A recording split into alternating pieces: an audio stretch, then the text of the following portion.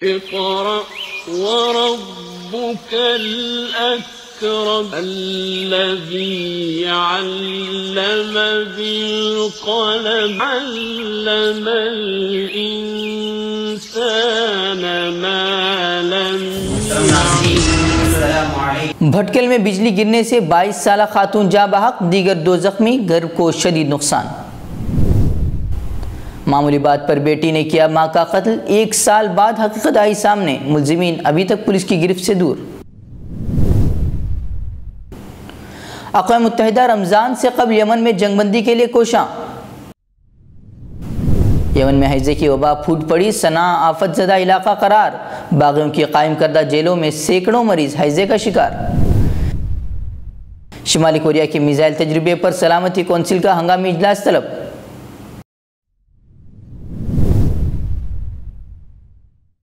اب خبریں تفصیل سے۔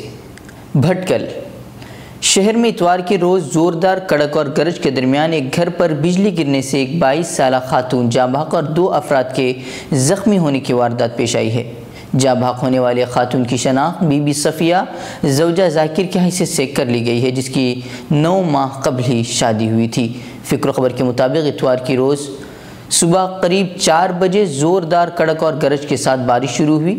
عین فجر کی نماز کے وقت کڑک اور گرج میں اضافہ دیکھنے میں آیا اور اس کے دوران بجلی نے ایک گھر کو اپنے لپیٹ میں لے لیا۔ بتایا جا رہا ہے کہ رات بجلی غائب ہونے کی وجہ سے گھر میں موجود تمام افراد گرمی کی وجہ سے گھر کے باہر ہی بیٹھے ہوئے تھے۔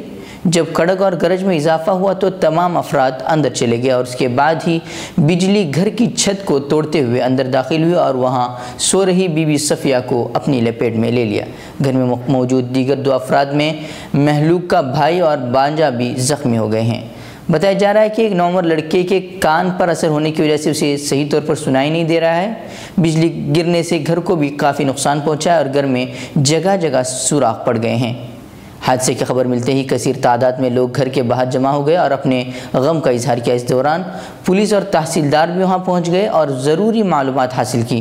شہر کی کئی فلاحی اور سماجی تنظیموں کے ذمہ داران بھی پہنچ کر ہمدردی کا اظہار کیا اور لاش کو ضروری کارروائی میں اہل خانہ کا تعاون کیا۔ مہلوک کے رشتہ داروں کے مطابق 2 روز قبل ہی وہ اپنے میکے آئی ہوئی تھی اور 1.5 ماہ کی حاملہ تھی۔ لاش پوسٹ مارٹم کے بعد اہل خانہ کے حوالے کر دی گئی۔ اس طرح کا ایک واقعہ تینگنڈی کے ہیریکیری نامی علاقے میں پیش آیا، جہاں ایک گھر پر بجلی گرنے سے گھر کو کافی نقصان پہنچنے کے ساتھ ساتھ اس میں موجود ایک ادھیڑ عمر کا شخص زخمی ہو گیا ہے۔ بنگلور گاندھی نگر کے کرائے کے مکان سے 69 سالہ خاتون کی انتہائی بوسیدہ حالت میں لاش پائے جانے کے بعد پولیس کی تحقیقات میں ایک چونکانے والی حقیقت سامنے آئی ہے۔ پولیس کا کہنا ہے کہ اس خاتون کا قتل کرنے میں اس کی بیٹی اور اس کے پوتے کا ہاتھ ہے۔ پولیس ذرائع کے مطابق معاملے کے ایک ملزم سے پوچھ تاچھ کے بعد اس نے پوری حقیقت سامنے رکھ دی۔ اس نے بتایا کہ گزشتہ سال اگست میں ششی کلا کے بیٹے نے ہوٹل سے کھانا منگوایا۔ جب اس نے اپنی ماں کو ہوٹل سے لایا ہوا کھانا کھانے کے لیے دیا تو اس نے کھانے سے انکار کر دیا اور اس کھانے کو زمین پر پھینک دیا۔ ماں کی اس حرکت سے طیش میں آئی ششی کلا نے اپنی ماں کے سر پر بیلن سے پیٹنا شروع کر دیا، جس سے اس کا کافی خون بہہ گیا۔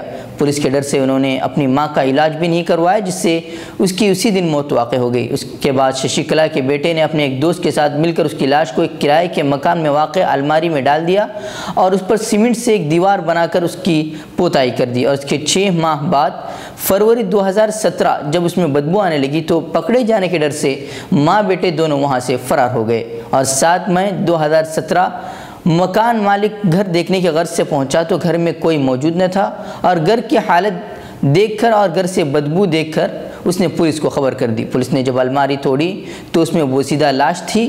پولیس اب تک اہم ملزمین ششی کلا اور سنجے تک پہنچنے میں کامیاب نہیں ہو سکی ہے۔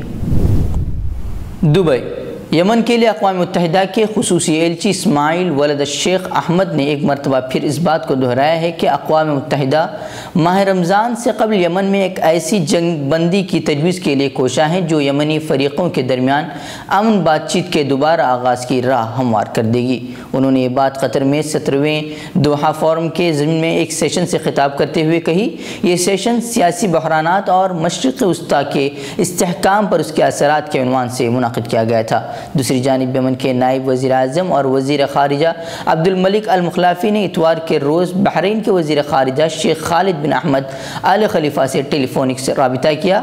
اس موقع پر المخلافی نے بحرین اور یمن کے داخلی معاملات میں ایرانی مداخلت پر روک لگانے کی ضرورت پر زور دیا۔ دبئی یمن میں باغیوں کے زیر تسلط دارالحکومت صنعاء میں ہیضے کی وبا پھوٹ پڑی، جس کے بعد باغی ملیشیا نے صنعاء کو آفت زدہ علاقہ قرار دیا ہے۔ العربیہ چینل کی رپورٹ کے مطابق یمن کے دارالحکومت صنعاء سمیت کئی دوسرے شہروں میں 5 روز قبل عالمی ادارے صحت کی طرف سے ہیضے کی وبا کی وارننگ جاری کی گئی تھی۔ اطلاعات ہیں کہ ہیضے کی وبا باغیوں کی قائم کردہ جیلوں تک پہنچ گئی ہے، جہاں سینکڑوں سیاسی کارکن پابند سلاسل ہیں۔ یمن میں اغوا کیے گئے شہریوں کے اہل خانہ کے رابطہ گروپ کی طرف سے کہا گیا ہے کہ ہیضے کی وبا سے دسیوں قیدی بری طرح متاثر ہوئے ہیں۔ اگر انہیں بروقت بھی امداد فراہم نہیں کی جاتی تو متاثرہ افراد کی زندگیاں خطرے میں پڑ سکتی ہیں۔ امہات رابطہ گروپ کی طرف سے جاری کردہ ایک پریس بیان میں کہا گیا ہے کہ باغی ملیشیا کی قائم کردہ جیلوں میں قیدیوں کی حالت ہر آنے والے روز بد سے بدتر ہوتی جا رہی ہے۔ انہوں نے اقوام متحدہ کے انسانی حقوق ہائی کمیشن اور بین الاقوامی انسانی حقوق کی تنظیم ریڈ کراس سے مطالبہ کیا ہے کہ وہ باغیوں کی جیلوں میں ہیضے کی وبا سے متاثرہ شہریوں کی طبی امداد کو یقینی بنائیں اور مریضوں کو اسپتالوں میں منتقل کرنے کے لیے باغیوں پر دباؤ ڈالیں۔ اسیران کی ماؤں نے اپنے قیدی بیٹوں سے ملنے، انہیں مناسب خوراک اور دیگر اشیاء فراہم کرنے کا مطالبہ کرتے ہوئے جبری طور پر گرفتار کیے گئے تمام شہریوں کو فوری طور پر رہا کرنے کا مطالبہ کیا ہے۔ دبئی شمالی کوریا کی جانب سے گزشتہ روز کیے گئے بیلسٹک میزائل تجربے کے بعد امریکہ اور جاپان نے مشترکہ طور پر اس معاملے پر سلامتی کونسل کا ہنگامی اجلاس طلب کیا ہے۔ العربیہ کے مطابق امریکی حکومت کی طرف سے شمالی کوریا پر مزید اقتصادی پابندیاں عائد کرنے کا بھی اشارہ دیا گیا ہے۔ خیال رہے کہ شمالی کوریا کی جانب سے 2 ہفتوں میں یہ دوسرا میزائل تجربہ ہے۔ ذرائع ابلاغ کے مطابق پیانگ یانگ نے مقامی وقت کے مطابق صبح 5:28 پر میزائل داغا، جو 700 کلومیٹر کا فاصلہ طے کرتے ہوئے 2000 کلومیٹر کی بلندی کے ساتھ 30 منٹ میں شمالی کوریا کے مشرقی ساحل اور جاپان کے قریب سمندر میں گرا ہے۔ واشنگٹن کا دعویٰ ہے کہ اس سمندر کے جس حصے میں شمالی کوریا کا میزائل گرایا گیا وہ جاپان سے زیادہ روس کے قریب ہے۔ ادھر روسی وزارت دفاع کی طرف سے جاری کردہ ایک بیان میں کہا گیا ہے کہ شمالی کوریا کا میزائل روس کی حدود سے کافی فاصلے پر گرا ہے، اس سے روس کی سلامتی کو کوئی خطرہ لاحق نہیں ہے۔